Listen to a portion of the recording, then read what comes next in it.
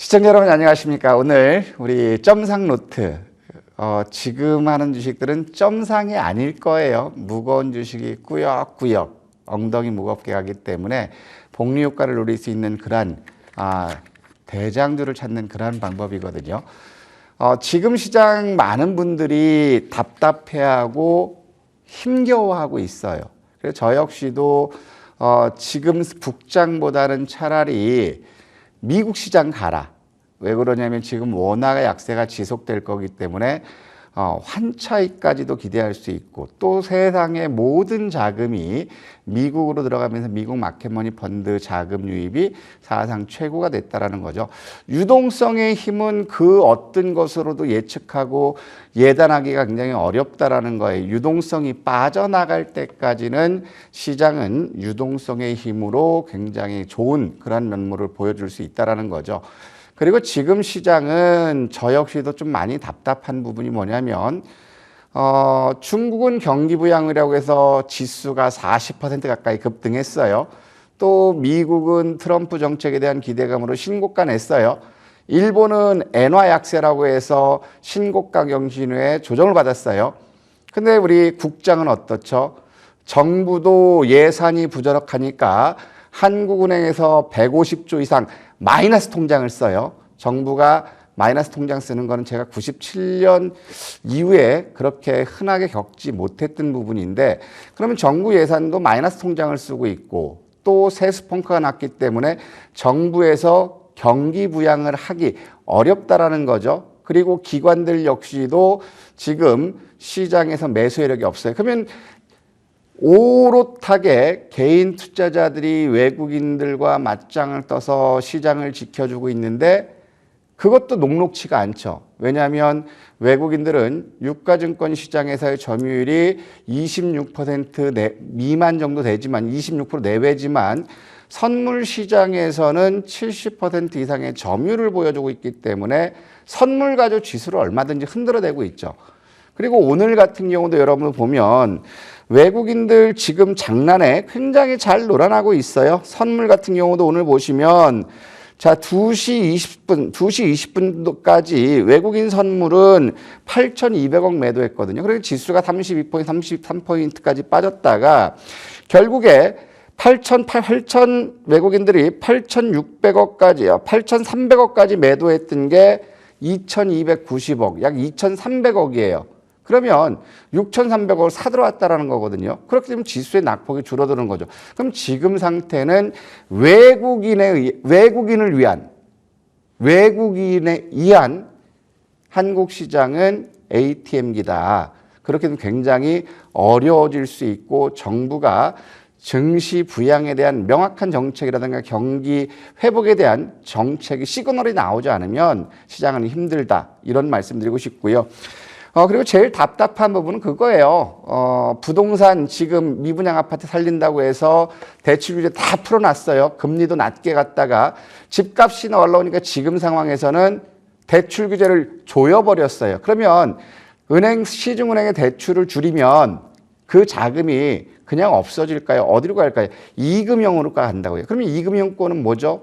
이자율이 높아요. 그러면 이금융권 또 이거를 줄이면 어디로 갈까요? 3금융으로 가겠죠.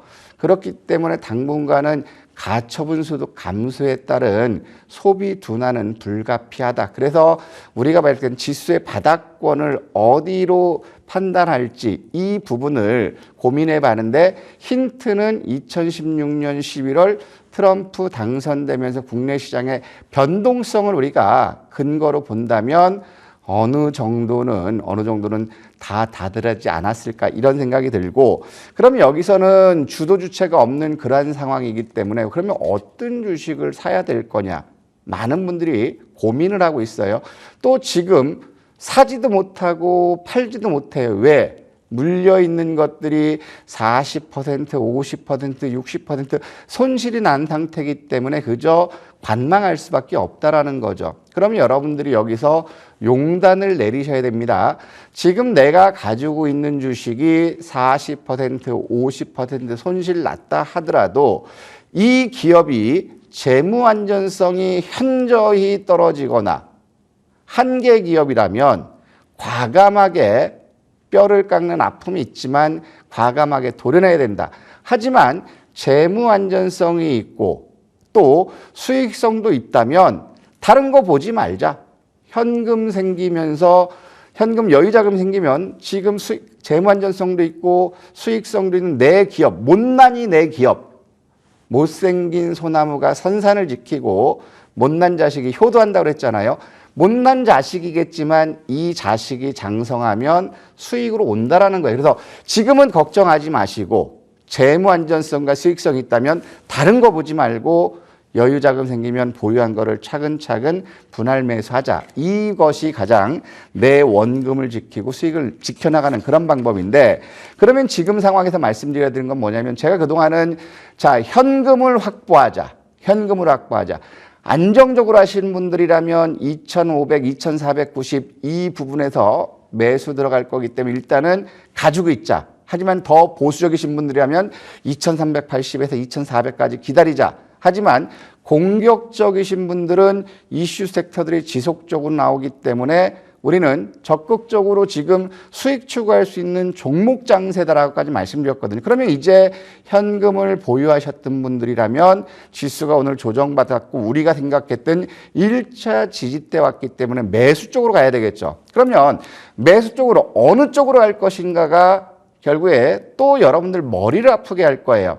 하지만 우리 미라 앵커님하고 일부에서 말씀드렸던 것처럼 지금 시장, 전 세계 모든 투자자들이 관심을 가지고 있는 거는 트럼프 트레이드 쪽의 섹터에 대해서는 항상 자금이 몰릴 수 있다는 거죠. 그러면 여러분들 한번 잘 생각해 볼까요? 자, 지금 트럼프 트레이드에서 여러분들이 생각하고 딱 떠오르는 섹터가 업종이 어디가 있을까요? 그렇죠. 첫 번째로는 많이 나온 게 방산이었죠. 방산이었어요. 그러면 이제 두 번째로는 뭐가 있을까요? 두 번째로는 뭐가 있을까요? 조선. 요거 나왔죠. 그러면 또 세 번째는 또 뭐가 있을까요? 가상화폐도 있어요. 가상화폐. 또 하나. 또 하나요? 가장 수혜를 보는 기업이 어디죠? 가장 수혜를 보는 기업? 할 거 다 한 것 같은데요? 테슬라 관련주 아직 빠졌잖아요. 아, 그러면 이제 지금 우리가 살 수 있는 거는 조선, 네. 방산, 테슬라 관련이면 우주항공이 되겠죠. 자율주행이 되겠죠. 그럼 이제 아까 곁가지로 AI 로봇, 휴머노id 로봇, 그다음에 ESS 이거는 곁가지로 가더라도 그다음에 또 있는 게 전력 설비. 전력 설비. 그럼 요거는 우리가 앞으로 움직인다라는 거예요. 앞으로. 그럼 이제 여기서 우리가 봐야 될 부분들은 이 많은 것들이 과연 어떻게 움직일 거냐, 언제까지 움직일 거냐. 그러면 저는 점쟁이는 아니거든요. 점쟁이는 아니지만 추측컨대 내년 1월 20일 취임식 전까지는 이들 섹터들은 지속적으로 움직일 수 있지 않을까. 그렇기 때문에 올 지금 11월 이제 중순이잖아요. 그러면 45일 정도 남았고 내년 1월 20일이면 약 2달 정도 되겠네. 2달 정도는 우리가 압축해서 여기를 봐야 되겠고, 바이오 섹터는 지난주에 말씀드렸기 때문에 이런 쪽들을 우리가 잘 봐야 된다. 이런 말씀 드리고 싶은데, 이런 섹터가 더 부각받을 수 있는 거는 서두에서 말씀드렸던 것처럼 미국의 마켓머니 펀드가 8,400조 이상 유입되면서 사상 최고치를 찍었다라는 게 이제 한 보름 전이거든. 제가 여기 나면서 자료를 막 찾는데 최신보에는 못 찾았어요. 그래서 여러분들 지금 한번 아시는 분들은 8,400조 이상인지 미만인지 그걸 보면 판단이 쉽지 않을까, 저는 이렇게 말씀드리는데, 그럼 우리가 여기서 봐야 될 부분들이 방산 쪽 있어요. 방산 쪽. 방산 쪽도 이제 수혜다 그러는데, 저는 이제 방산 쪽은 이제 어느 정도는 쉬어가야 되는 자리가 아닌가 싶어요. 그걸 추측해 보니까 트럼프 당선인이 확정됐을 때 푸틴한테 전화했더라고요. 그리고 또 쿠시넌가의 장남 말을 또 실언했어요. 젤런스키가 이제 용돈 받을 날은 16일밖에 남지 않았다. 이런 했거든요. 그러면 결국에는 트럼프가 우크라이나에 전달한 메시지는 니들 영토를 생각하지 말고 전쟁을 종결하는데 우선시해라. 이런 메시지가 나갔으면 이제 방산 이슈들은 어느 정도 수그러들지 않을까. 그러면 제일 큰 부분은 우리가 보자. 제일 한 2천억 정도 기부금을 내고 2조 원 이상 지분 평가 차익을 어떤 우리 머스크 형님의 뛰어난 판단력. 그렇다면 이제 머스크의 새로운 사업 비전이 스타링크죠. 그러면 우리가 이제 봐야 될 부분들은 우주 항공 섹터를 한번 봤으면 좋겠다라는 거예요. 그러면 우리가 여기서 발생하는 스페이스 X 쪽을 보면 지금 대장들이 최근 나왔던 부분들이 이제 한국 항공 우주라든가 그 다음에 HVM이라든가 인텔리안 테크라든가 그 다음에 세트랙 I, 캔코아 에어로스페이스, AP 위성이나 컨텍, 루미르 이런 건데 지금 대장으로 치고 나갔던 거는 AP 위성이에요. AP 위성이고 파이버 프로인데 이런 것들은 이제 실적 추정치를 발표를 하지 않았기 때문에 이걸 뺐다라는 거예요. 그럼 여기서 여러분들 실적 추정치를 보면 한국 항공우주는 올해 예상이 16.4% 증가하고 그 다음에 내년도에는 29.5%, 2026년도에는 28% 성장해. 그러면 한국 항공우주의 최고 가격은 올해보다는 내년도 초가 될 수 있고요. 그러면 이 시점이 될 수 있다. 이렇게 보여지고 그 다음에 HVM을 보면 올해는 24% 영업이익 증가율이에요. 그 다음에 내년도에는 95.7% 증가해요. 후년에는 17.8%로 줄어들어요. 그러면 HVM 역시도 올해보다는 내년에 상승할 여건이 크다라는 것이고 누구 우리 한번 인텔리안 테크를 볼까요? 인텔리안 테크는 항공우주 섹터에서 주가가 올해 지금 움직임이 없고 많이 빠졌어요. 왜 그랬을까요? 바로 올해는 영업이익이 전년 동기 대비 98%가 어닝 쇼크라는 거죠.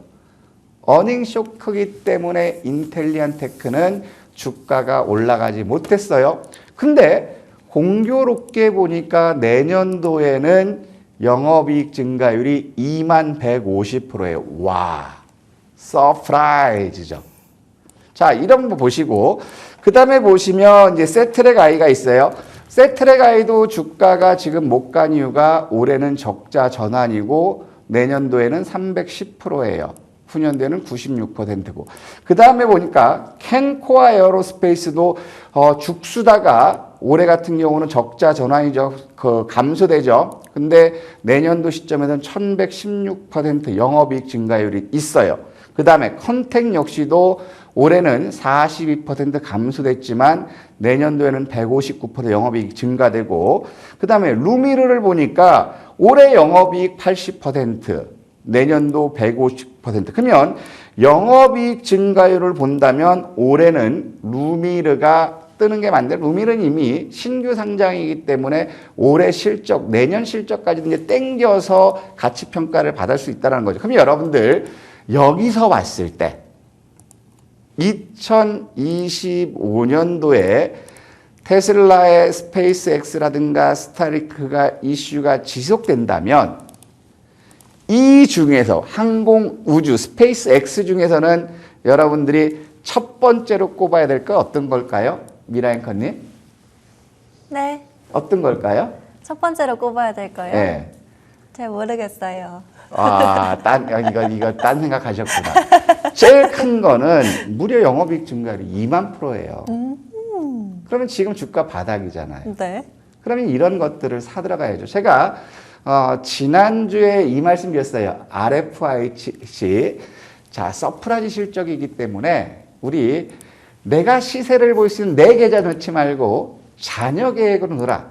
왜? 자녀 계좌는 잘 안 볼 수 있습니다. 그러면 여러분들 답이 나왔네요. 항공 우주 섹터는 여러분들은 인텔리안 테크는 또 만약에 RFICC보다 더 이게 수익률 높으니까 이걸 받고 싶으면 정리하면 이쪽으로 들어와야 된다는 거죠. 지금은 한국항공우주라든가 실적 개선으로 이제 시가총액 6조 6천까지 올라왔어요. 그 다음에 HBM 3,300억에. 그러면 지금 보면 인텔리언테크는 1조 원에서 5,400억으로 줄었거든요. 그러면 이것은 더 올라갈 여력이 크다라는 거. 그러면 여기서 보셨던 것처럼 스페이스 X 관련주들도 올해보다는 내년에 이익 증가율이 개선된다라는 거. 그러면 항공우주 섹터는 내년이 메인이 될 수 있다. 지난주에 우리가 바이오 쪽 설명드렸을 때 그걸 이해하셨죠. 그러면 자, 항공우주 섹터에서는 지금까지 대장은 AP위성이나 HVM이라든가 캔코아 에어로스페이스라든가 이런 것들이 왔지만 이제 올해 실적 발표가 끝난 시점에서는 결국에는 인텔리안테크를 여러분들이 주목해야 된다는 거. 대장주가 뭐가 부각될지 지금 보였죠. 그렇기 때문에 항공우주는 6조 6천원까지 왔고, 그 다음 두 번째 테슬라 하면 또 지금 뭐죠? 최근 들어서 많이 움직였던 게 자율주행이죠. 자율주행을 볼까요? 자율주행을 보니까 지금 보니까 MC넥스 카메라 모듈라는 애들이 올해 영업이익 증가율이 111%, 그 다음에 현대오토에버는 20%, 영업이익 증가율이 작년보다 떨어졌기 때문에 주가가 지지부진한 거예요. 그 다음에 퓨런티어 같은 경우는 올해 82% 감소. 그러니까 작년에 실적 좋았으니까 퓨런티어가 3만 원까지 갔다가 올해 실적이 안 좋아지니까 얼마까지 빠지죠? 12,000원까지 빠졌다가 지금 반등 나오는 거거든요. 그 다음에 여기서 보실 건 넥스칩 보세요. 넥스칩은 계속 적자예요. 넥스칩은 적자인데 얘들이 부각받는 거는 2025년 내년부터 실적 개선, 내년도 물론 적자지만 적자 폭이 확 줄고 2026년부터 이익이 증가된다. 그렇기 때문에 내년 2025년도 실적이 줄어든다. 영업이익 그 손실이 큰 폭으로 감소된다. 이런 것들 때문에 지금 보면 주가는 넥스칩은 미리 지금 움직여주고 바닥권에서 60%까지 올라와 있죠. 그러면 이런 것들 내년도 좋고 후년도 좋다면 여기서 더 올라갈 수 있는 그런 모습이고, 그 다음 우리가 주목할 건 스마트 레이더를 한번 보자라는 거예요. 스마트 레이더 같은 경우는 작년 대비 올해 9.3%고 내년도에 167%예요. 후년도에도 145%예요. 그리고 텔레칩스를 보면은 올해는 42% 감소, 내년도에 159% 감소, 후년도에는 97% 증가. 그 다음에 SOS랩 올해 16% 증가, 내년도 104% 증가. 우와, 2026년은 5,100% 증가네요.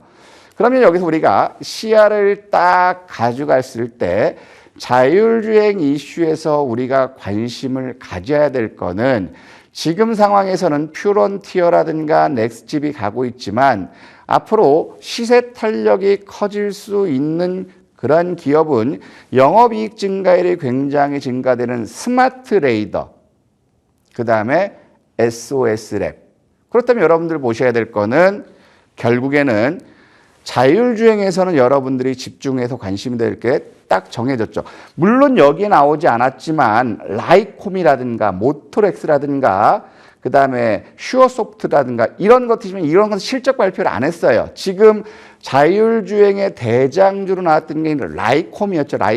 라이콤이었지만 실적을 판단하기 어렵기 때문에 예상 영업이익까지 회사에서 발표했던 그 근거로 본다면 우리는 정해져야 된다는 거예요.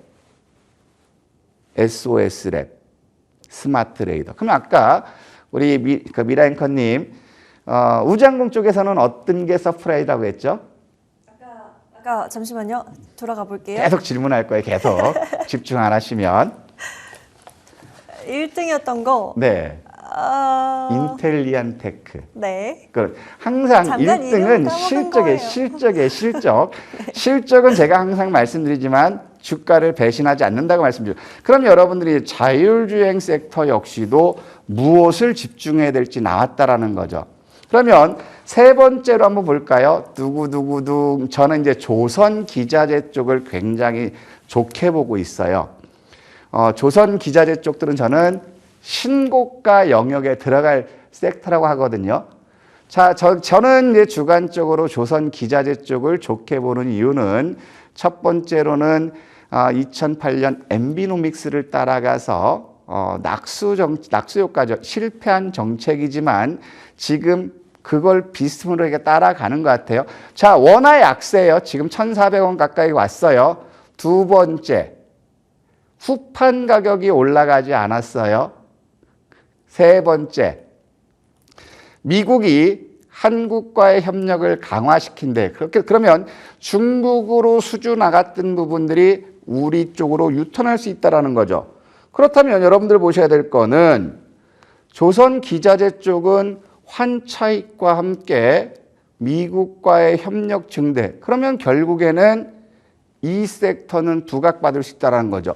그 근거를 보면 조선 섹터는 많은 분들이 관심을 두지 않았어요. 소리 소문 없이 슬금슬금 무궁화 꽃이 피었습니다. 들킬까봐 살금 올라갔거든요. 자, 현대중공업을 보면 올해 영업이익 증가율이 273%예요.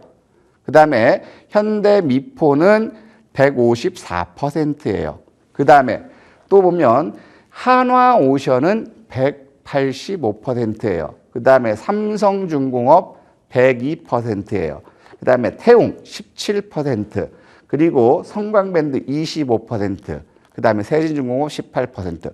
자, 이 부분이 현대중공업 같은 경우는 올해 영업이익 증가율이 높았기 때문에 신고가 부분에 왔어요. 내년도에는 이익률이 감소하기 때문에 현대중공업은 탄력은 떨어질 수 있어요.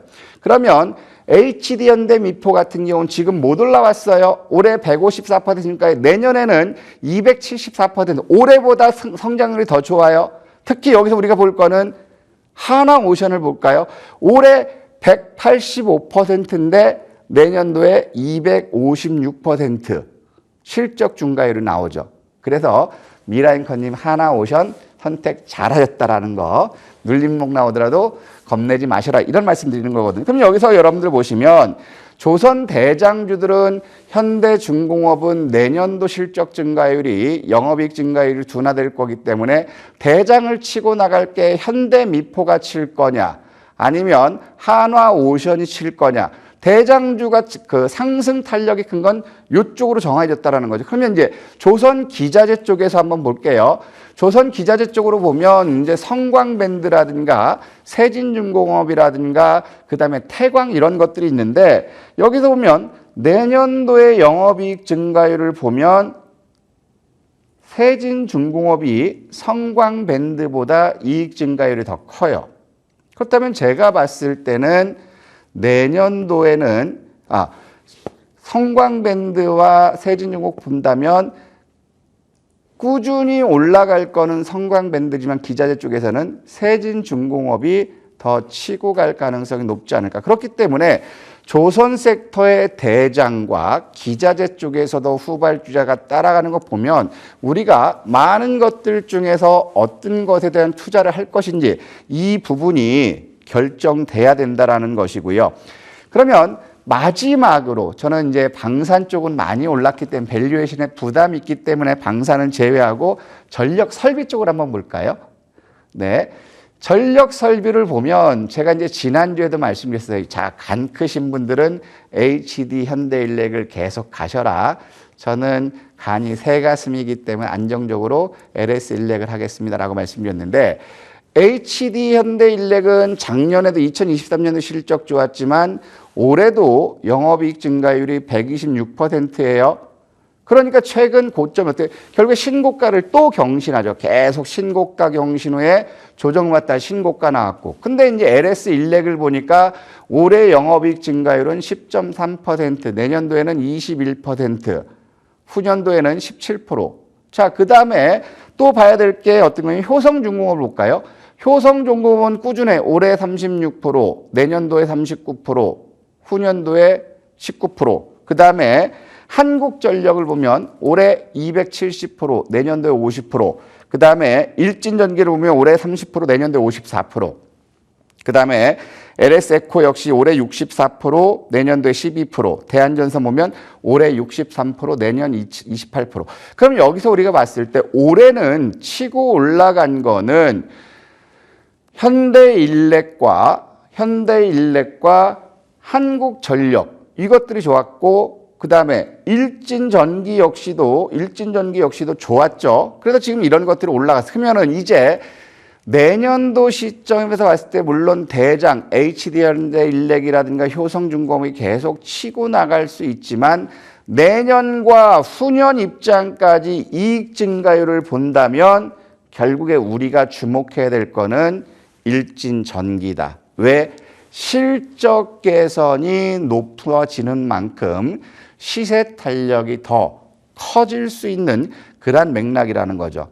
그렇기 때문에 여러분들 많은 것들 중에서 고민하지 마시고 내년 1월 20일까지는 이들 섹터를 집중하고 또 여기 하나 이제 그 실적 발표 안 나서 빼버린 게 양자 뭐예요? 뭐 KCS라든가 엑스게이트라든가 우리로라든가 이런 쪽도 이제 트럼프 정책 이것과 수혜주인데 이건 소형주 맥락에 뺐거든요. 그럼 여러분들 이제 우리가 한 번씩 보도록 할게요.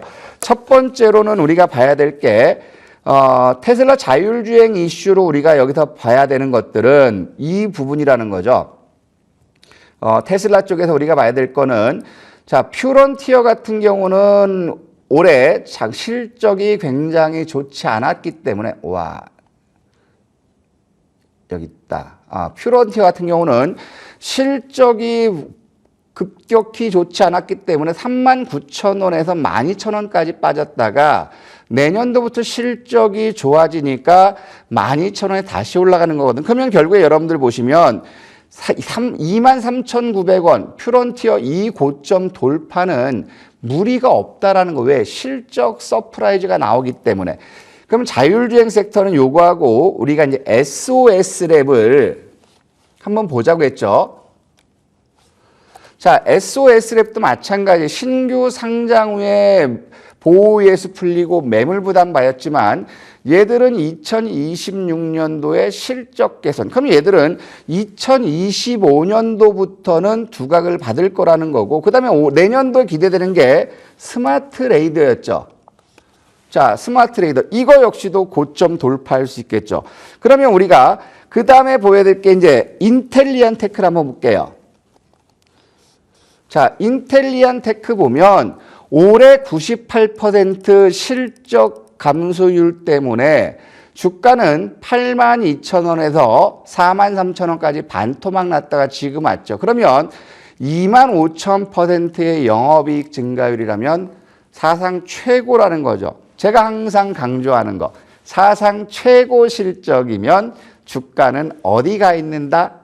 숙제. 그동안 여러분 항상 사상 최고 실적은 전인 미답의 길, 즉 신고가를 도전할 수 있다. 이 말씀 기억하시면서 대장주는 실적을 기준으로 여러분 보시면 좋겠다. 그래서 뭘 살지 고민하지 마시고 5개 섹터의 실적 호전주들을 하나씩 담아놓자. 이런 말씀 드리면서 오늘 여기서 마치도록 하겠습니다. 감사합니다.